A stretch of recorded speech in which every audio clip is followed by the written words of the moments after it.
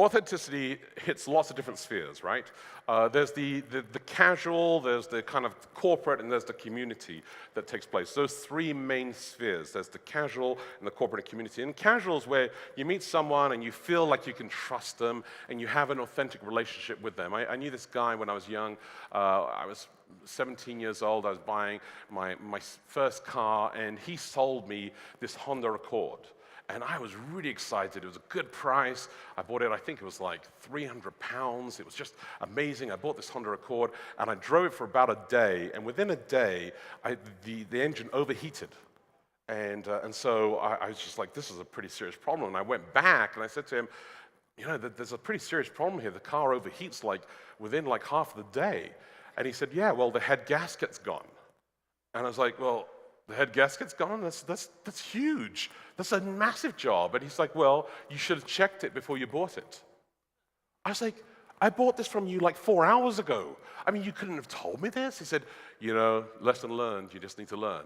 I was like, wow. This guy, we'd gone to school together for a few years, and so I thought I had a reasonable relationship with him.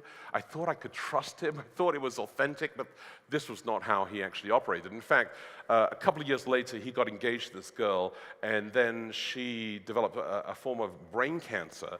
And while they were engaged with her with cancer, he broke it off. Said, I just can't cope. It's just too much stress. Dealing with the cancer and everything else, so he broke it off with her and left her. I mean, this is the kind of authentic walk that he was going on in his life, and I hope today that he's in a different place, but back then, that kind of thing was just a really awkward, difficult time as well. Then there's the corporate spheres of authenticity that we have, right? I met this guy who was telling me about how his company's most likely about to be taken over by a multi-billion-dollar company, and he knows already before anybody else does, and a couple of people at the top end obviously know. And he was just wondering, he's wrestling through, does he tell somebody else that this is supposed to happen? Does he let his colleagues know? Does he let his team know? I mean, what does he do about this? And how does he try to be authentic in his walk with God and his walk with life at the same time while trying to protect the information that he knows inside there? Or I met this male nurse not too long ago who said to me that in the place that he works, taking care of the elderly people, he said that it's very difficult, and often he will cry with the patients that he's caring for. And because he's a male, he gets teased at his work because he's crying, like he's not enough of a man because he's crying through the stuff. And so he says, well, this is me being as authentic in my workplace, in my corporate place, as much as I can be inside there. And then there's the community, right? There's the kind of the family and the situations we have, and you try to be as authentic as you can in your family. Like when you're sitting down with your loved one and you ask the question, was it good for you? Or do you say, was it good for me? You ask that question about the food that you're eating, because I know that's what you were thinking. And so those are kind of questions that you have to sometimes engage, right? You have to talk about this kind of stuff. And some people have that kind of relationship where they can dialogue about that kind of stuff. And you have to be able to be as authentic and honest as it is.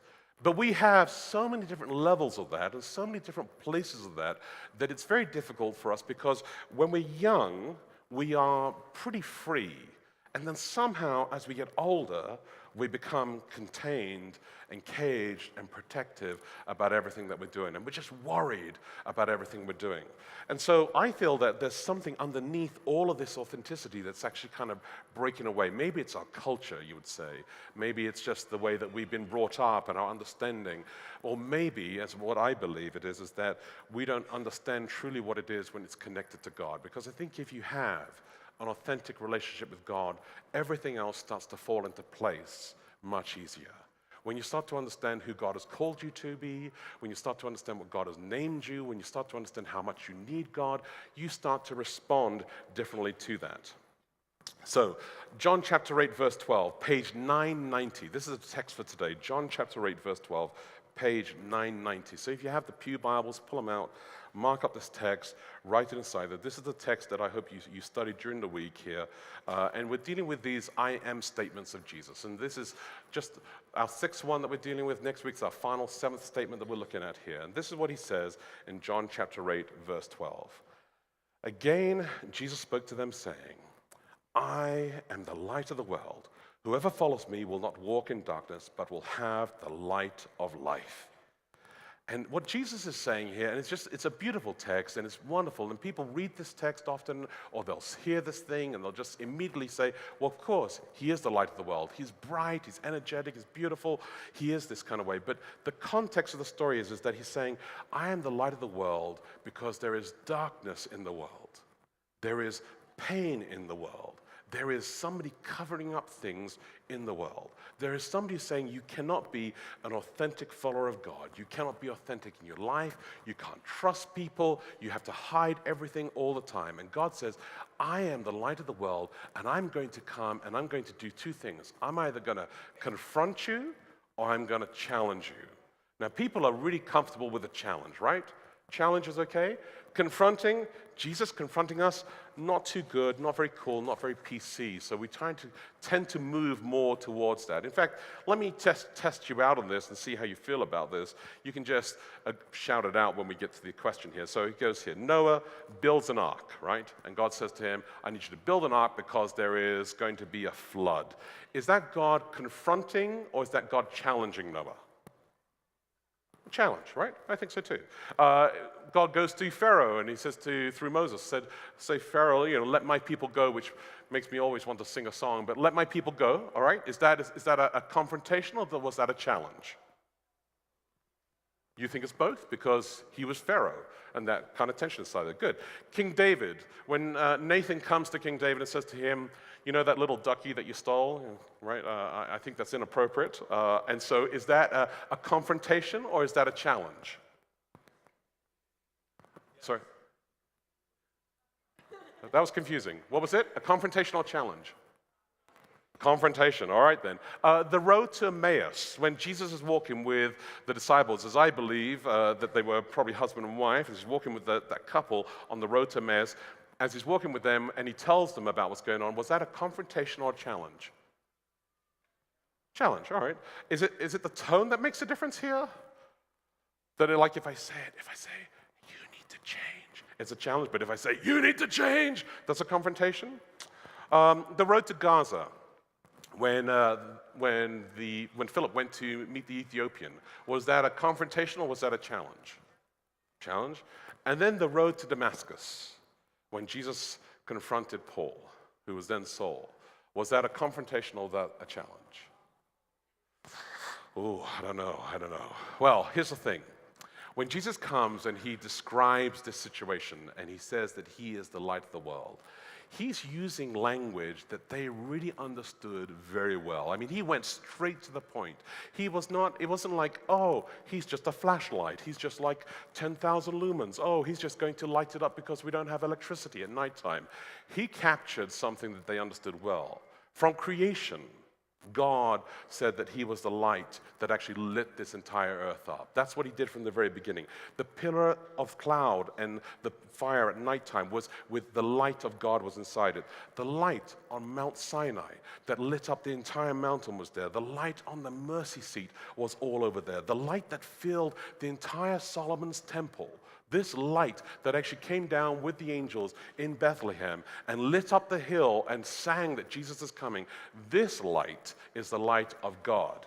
And so when Jesus says, I am the light of the world, he's saying, I am one with God, right? And watch what the response of the religious leaders at the time. Verse 13 of John chapter 8. So turn with me back there. It says this. So the Pharisees said to him, you are bearing witness about yourself.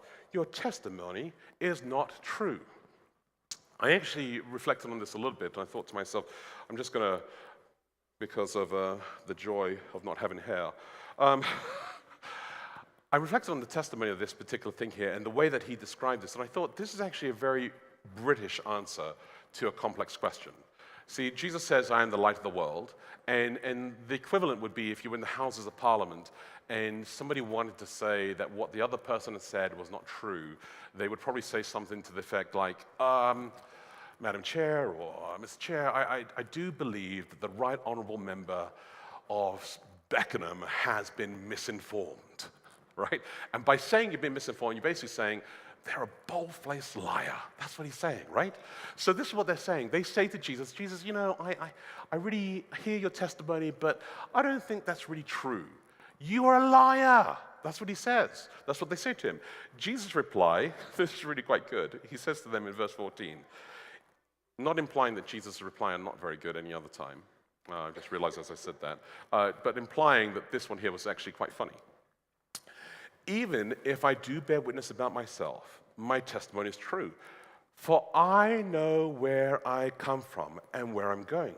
But you do not know where I come from or where I'm going. You judge according to the flesh. I judge no one. Yet even if I do judge, my judgment is true, for it is not I alone who judge, but I and the Father who sent me, because they are one.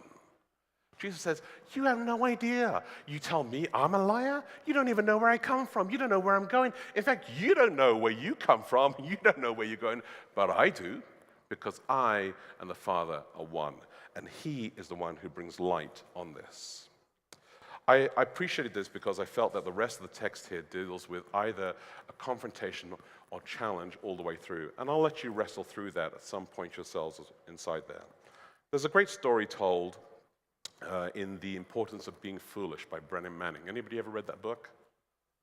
Yeah, it would be well worth you reading the book. It's called The Importance of Being Foolish by Brennan Manning. And Brennan tells a story. He's repeated it in 2 of his books, but he tells a story that he actually saw this take place. He went to an alcoholic rehab center. It was in a very small town in America, and 25 men were sitting in a U-shape. Sorry, not sitting. They were standing in a U-shape inside this room. And in the middle of this room was a man called Max. O'Connor was the one who was leading this entire process. O'Connor was a trained counselor. He's a therapist. He himself is a recovering addict as well, and a recovering alcohol addict as well. And so he's there as well. And so there's 25 people sitting down in this U-shape. Max is in the middle. Max is just a nominal Christian. Max has 5 children. He is a CEO of a really large company, and he's a founder of this incredible company, and he's very gifted. When he walks in a room, he owns the place, he knows exactly where he is, he knows what he's doing. And O'Connor begins the conversation with Max in the middle, as Max is sitting down right there in this chair, as they're all standing around him. And O'Connor says these words to him. How long have you been drinking like a pig, Max? That's the opening sentence that they said to Max. Max says, well, that's not quite fair, is it? I mean, come on. And he's just all kind of talking it through. And O'Connor says, how many times? And after a while of back and forth a little bit, Max eventually confesses that he drinks 8 glasses of alcohol every day. And 2 in particular just before he goes to bed, but he has 8 glasses every day. O'Connor's reply, once Max confesses to these 8 glasses, he basically says, you're a liar. And Max says, my word is my bond. Wherever I go, 28 years I've been running my company. When I give my word, they know who I am. I'm an authentic person. I told you the truth. O'Connor says to him, you are a liar. Max says to him, this is not right, it's not good. And they push back and forth. Eventually, Max admits that he has a bottle of alcohol in his suitcase, a bottle of alcohol in his bathroom cabinet, a bottle of alcohol in his nightstand, a bottle of alcohol in his office drawer, a bottle of alcohol in his car glove compartment. He's got alcohol stashed everywhere that he goes, and he's drinking it all over the place. O'Connor says to him, at the end of that dialogue, says to him, you are a liar. Max says, I've had enough of this. Starts to yell at him, swears at him, looks at these 25 men and says, you don't know what you're talking about. Tries to walk out of the room. He's that angry about it. O'Connor calls Hank O'Shea. Hank O'Shea runs a bar downtown and talks to Hank O'Shea, puts him on speakerphone and says, Hank, I got Max right here. We're talking to him, and he tells us he only drinks a little bit. Could you tell us how much he drinks at your bar? And Hank O'Shea says, yeah, he spends $100 every single afternoon, every day, 7 days a week. Max is livid with this. And O'Connor says to him, you are a liar. Max is still confronted by this, and then O'Connor says to him, what about your children? You ever done anything bad to your children? Max says, no, I love my 5 children. They're fantastic. I love them all. And O'Connor says to him, "You are a liar." He calls Max's wife, and he pushes Max's wife on the phone, on speakerphone, and he asks her to tell about what happened at Christmas time, just the last Christmas. And she starts to tell the story on the speakerphone that Max, on Christmas Eve, took their daughter, one of their kids, to go buy a pair of shoes, gave her $40, drove to the shoe shop and said to her, "You go in, you buy any pair of shoes you want, and you come back." And she took the $40 and went into the shop and came back out and showed her dad and said, "Dad, look at these pair of shoes." And he said, "Oh, they're so good, they're beautiful." Put them down, sat down, and she said to her daddy, "Daddy, you're the best daddy in the world. I love you so much." And he said, "That's fine, let's go home." And they drove home, and on the way home, Max stops at this bar. It's 3 o'clock in the afternoon. He says, "Hey, just stay here. I'm going to pop in. I'll be back in a second." He pops into the bar, closes the car, obviously leaves the engine running because it's 8 degrees outside, and leaves the engine running. It's 3 o'clock in the afternoon. At midnight, Max returns to the car. The car has died because there's no more gas left in it. The car is frozen. She has severe frostbite on her hands and her fingers, where now she, as a result of that, amputates 2 fingers, ends up becoming permanently deaf. And Max is livid about this. And O'Connor says to him, "You are a liar." Max falls over on the floor and he starts to scream uncontrollably. He's angry and he's shrieking. And the 25 men literally, quietly walk out of the room. Brennan Manning says that O'Connor then turns around, comes back, sees Max on all fours on the floor, puts his foot in his rib cage and kicks him over onto his back. And he tells him, "Crawl out of here, go out the window, the door, we're done. Just get out of here because I don't keep liars in this place." And then he walks off. Now, you're probably thinking to yourself, "My goodness, that's hard, right?" It's hard. But this particular process of this particular group here is that they believe that recovery only works with this particular type of alcoholic person when they realize that they're powerless to alcohol. And sure enough, Max eventually got to the point where he begged to join the program. And they allowed him to join the program. And Friday night, before the final night of this entire completion program, Fred tells the story how Fred, this guy, walks by Max's room and sees Max sitting in his chair and he's reading the book Watership Down. So he says to Max, "Hello," and Max doesn't respond, so he walks into the room to talk to Max. And Fred says that Max just stared at this book for like several minutes. And eventually, when he had the moment, he raised his face up with tears running down his face. And he said, "I just prayed for the first time." And since that day, since that recovery program, Max hasn't drunk again, hasn't touched alcohol, has stayed sober for his life until this day here as well. I think the difficulty, and why I tell you the story is this, is that the difficulty is that Satan is very good at teaching us to be liars, teaching us to not be authentic, teaching us to cover up as much of the world that we actually live in. In fact, we are confronted by this, and it's very difficult for us, and we run away from it all the time. So I'm going to invite Jessica to come up here, and we're going to spend some time on these questions, because I think that I'd be curious to know what kind of areas or questions or thoughts you have. I can grab it. That you have wrestled with, whether it comes to faith, whether it comes to church, whether it comes to anything that we do here. And let's see, if you have a Connect card and you wrote something down and you want to put your hand up, all right, let's have the kids. Who can grab some for us? Jack, where's Jackson? Jackson, you want to see if anybody's got a hand up like this, grab a piece of paper and bring it up here. Shelby, you want to try the other side there? And see if you see anybody holding up a question. Well, let's bring it up here. So you have your first text question. Okay. Are you ready? Yeah, I'm not. It is, why doesn't faith in God get any easier as we get older?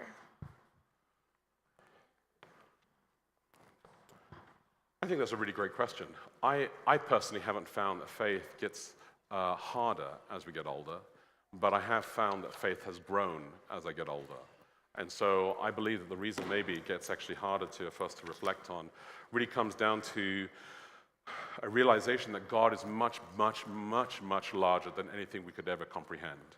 And if you're going to embrace God, if you're going to discover who God is, it's going to take a lot of shifts in your life. So yeah, it should get harder in some shape or form. On a lighter note, this is a would you rather from what you Oh, yeah. brought up last week. I would you not. would you rather leave a dog outside in a blizzard or let it sleep with you in your bed? Answer carefully.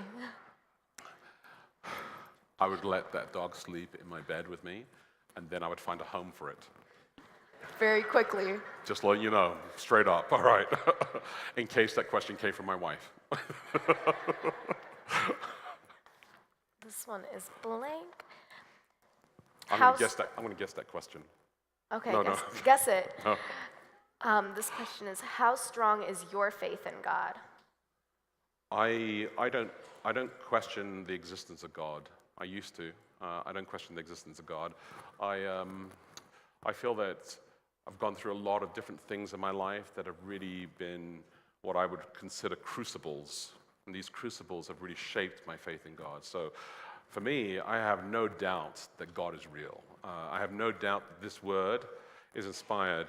I think what I feel is that I'm constantly growing in my knowledge of God. And so what I try to do is to not accept the picture I have of God right now as the ultimate truth, but to say there must be more. Because if he is God, which I do believe he is, then I can only see a speck of that. All right, this one will paraphrase because the term potluck was used. So I'll sub it for fellowship lunch. Horrible. Should I feel guilty for not joining in fellowship lunch? You know, somebody said to me that they're a bit of an introvert and they don't like that. And then somebody said to me that they don't like it because they're just worried about other people touching their food. I totally get that. I don't think that you should feel guilty for not joining fellowship lunch. I don't think it's required. I think that fellowship lunch works for some people, life group works for some other people, Bible study works for some people, worship works for some other people. I know people who come to this church just for the Bible study, and some people come just for the worship. Both of you need to work out, how you can benefit from the other things that we actually offer here, because it does do good. But no, it's not required, so don't feel guilty. All right. How can we bring about a truce between Seventh-day Adventist doctrine and science, especially life science and earth science? I think the difficulty is that we have often tried to use the Bible to define what science is. And the Bible was written to define a picture of who God's character is.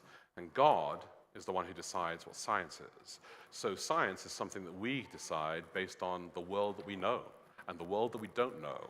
I mean, our science is only as good as the universe that we understand and can comprehend.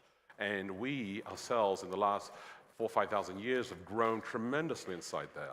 So I think if we could actually have that kind of mutual respect inside there, that'd be great. I do believe that God created us to be very creative and to be scientific and to ask hard questions. And God's not afraid of anything being asked and anything being searched. But sometimes I think we would like our scientific answers to match our preconceived ideas of how the Bible's supposed to be. And if we allow the text to take us to God, God will actually take us to a true and healthier science. This one comes from your wife. Oh, that was supposed to be private, but that's good. Thanks for the trust. So she won't be saying anybody else's name after this. No, just Becky. Should you try to cover up the fact that you are a jerk or just act like your jerk self? Thank you for asking, Becky. I am not always a jerk, but I am a jerk occasionally. Said, in the interest of authenticity and all. I know. No, she's right. Unfortunately, she's right. And in fact, actually, she says this thing to me where she says that I have this face that I do. And I'm like, what face are you talking about? She says, like she's on the treadmill, I'm talking to her, and we'll be discussing something, and she'll immediately say, what's with the face? And I'm like, what face? And so the other day, I was in the car, and I was with Jonah, and Jonah was sitting here, and I think it was like early Sunday morning or something. I said to him, "Hey, did you wash your hair this morning?" Which is a question you ask your children all the time. And Jonah just goes like this, right? He just looks at me like this. And I said, "What's with the face?" He doesn't say anything. Apparently, he was imitating my face when I asked him the question, which was not answering the question, by the way. So yes, I know. I am a jerk. And yeah, I have to work through that, truthfully. All right. What happens if we have to work on Sabbath? How does Jesus handle that? He probably expels you at that point. No. Okay, here's the difficulty with Sabbath. We want electricity, and we want our toilets to flush, and we want somebody to drive the bus so I can get on the bus so I can come to church. And we have created kind of like a paradigm of Sabbath that doesn't really make sense in the world we live in today. God says that Sabbath is a day where you're supposed to spend this dedicated time in celebration of community and life together. It is resistance against all the pressure of what you have on your life all the time. And I think that if you take Sabbath as a day of trust in God and say, could it be a day that I actually don't need to work, then yes, do that. So I encourage you to not work on Sabbath, absolutely. Is Sabbath actually a day where we work like crazy here at church?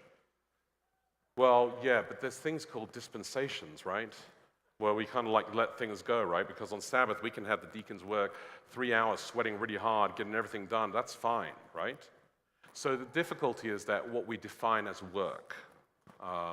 And the tension always comes down to what do you define as work and what do you define as spending time with God. I personally think that if you can find a way to not do it, then don't do it on Sabbath. Then actually spend the time in community, then it's a good thing. And if you're struggling specifically about some particular role, then let's talk about that entirely. Yeah. All right, this one gets pretty deep. As a Seventh-day Adventist, how do we deal with today's acrimonious political environment?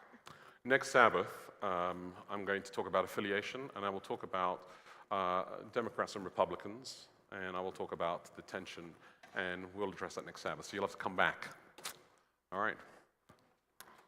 Tell me again, why is there so much suffering in the world? The easy answer that we've always tried to say is because God has given us choice, right? God gives us choice, we follow Satan, and therefore because we follow Satan, there's suffering in the world. The difficult answer is to recognize that at the ascension, Jesus took back planet Earth into his control, and Satan was banished from that control of planet Earth. And at that point, he, the roaring dragon, Revelation chapter 12, has been going crazy because he knows that his time is short, and he's doing even more things that are more evil than ever before to create suffering. That's the hard answer for us to realize that there is a huge cosmic battle going on behind the scenes all the time. I think day to day, it's very difficult to live in that tension all the time because you don't see it. Right? You only see it when you're a jerk to your husband or your wife. You only see it when you are rude to somebody or you do something bad or you're not authentic with that. And that's the parallel tension inside there. So I believe the reason why there's suffering inside the world is because God is living out and suffering with us all the consequences of a rebellion saying, I don't want to trust God. I don't want to live with him. I actually want to see what I can do if I just lived a selfish life. And until we come to the point, which I do believe will be soon, where God will actually say, hey, enough's enough, now is the time, all this will be restored. For the sake of time, we'll go through the rest of the written ones, and then the texting ones, we'll get back to you, and we can reply to that after the service as well this next week. Speaking of authenticity, how authentic do you consider the members of this church's leadership and this congregation in general? How authentic do I consider the members of this church and its leadership? Mm-hmm. I think they're as authentic as you are. Yeah, we're all humans. And whoever's asking that question, you know that you've got issues as well. And I've got issues as well. Some of them are told by my wife. But I think what I love about the elders in this church here is that they're not perfect. They are honest people who are struggling to discover the will of God. I think what I love about us as pastors in this church here is that we're doing the same thing. You know, I was going to mention this comment about, did you see when Anderson came to the children's story today? And he ran up, and as he ran up, he put his foot there on the step, and then he was looking at Ellie and telling her about the cookie he had, or Harper or something. And I thought, that's Elijah. That's how Elijah comes to staff meetings. He'll stand there for the staff meetings. I love that as pastors we are honest with each other. I love that we mess up, and we need to actually forgive each other for things that we do, and we can be short with each other, and we can still process that ways, but authentic, a desire to follow God. I really do believe that most of us here are trying that. Are you seeing this congregation change in ways that you did not expect? Absolutely, absolutely. I have been moved and inspired so many times by the incredible things that people say, the incredible things that people do to actually support and lift each other up, and the extra miles that people go, and the things that they will be engaged in each other's life. Yeah, I do feel that this congregation as a whole is growing together, and we are becoming a better family. And we're becoming a better family where we're honest with each other, and yet we're kinder with each other. You know, I remember people who would confront people coming into the front of this church here about the way that they dressed, and didn't think that it was appropriate for them to come to church dressed a particular way. I love that it doesn't happen. I love that actually you can come as you are, work it out, and we have people decked out from jogging shoes to suits, you know, the whole way through, and I think that's actually what a community should be. Come where you are. If you were not a pastor being paid to study and preach, what would you do with your life? I actually contemplated being a lawyer. That's the thing I would have probably gone into, some kind of litigation. Not the IRS, Sean. I know you're like, ah! Well, I don't know, maybe. But I really did like law. I really did. I love case law. I love the history that actually defines, you know, the way we go forward. So yeah, something along that line. If the Holy Spirit leads to all truth, does that mean we don't yet have all the truth, and that we have to modify our own beliefs in the process? Yes, we do. This is very difficult for us, and it's very unique to Adventism because we are non-creedal. And by non-creedal means that we are saying the Bible is what we trust and the Bible is what we go to, which means that as we grow, we learn more and we will adapt and we will change because truth is more. Truth is Jesus Christ. That is what truth is. And the more you discover Jesus, the more you know. Now, if you think you know all truth, then you are Jesus. And that's not true. So truth is Jesus, and if you want to know truth, then you have to know more of Jesus, and you will learn about Jesus for the rest of eternity. And that's why I think we actually do change. This is a question. Emmanuel wrote his name, and he would like to know, would you rather give 35 cats or have 35 cats? Give 35 cats? Or have 35 cats?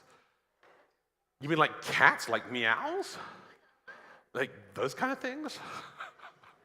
I think I'd rather give away 35 cats any day. We'll do one more because I think this is a great question in considering authenticity is, what should someone do if they have been through something that is so intense that the people around them can't hear their story without reacting negatively or judging them? You know, I'm surprised that nobody's asked any of the difficult questions. I actually was hoping that you were going to be, like, put it out there. But that one kind of gives me room for a little bit. Because there are things, right? Theological things, there are practices, there are understandings, there are tensions that exist in our church that we don't really want to talk up here. We want to talk about them one-to-one. But I believe that if you have something going on in your life that or you know something in your life that just the presence alone or the subject alone causes that kind of tension with others in the community, then we have to find a way to actually not make that attention. We as a community have to find a way to not make that attention. We have to find a way to be able to confront difficult things in honesty. And I think that's what God is calling us to. And when he declares himself as the light of the world, he's not saying, come here with this problem and just stay as you are. He's saying, come here and let me take you over here.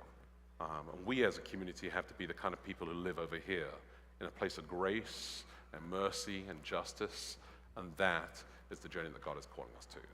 All right, we'll deal with the other questions by text, and I'm going to just wrap up here a little bit with some passages that I wanted to share with you, and then we'll close up for today. Thank you, Jessica. And thank you for your questions, and feel free to keep on sending them in or to ask them as time goes on as well. This text that we read today about being the light was bookends between two passages. And I don't know if you read the passage before or you read the passage afterwards, but the story that happens before is basically where this woman is caught in adultery, and Jesus confronts, and he also challenges the leaders around him. And he challenges her, and he confronts her with what's going on in her life, and he forgives her, and he takes her from here to over there.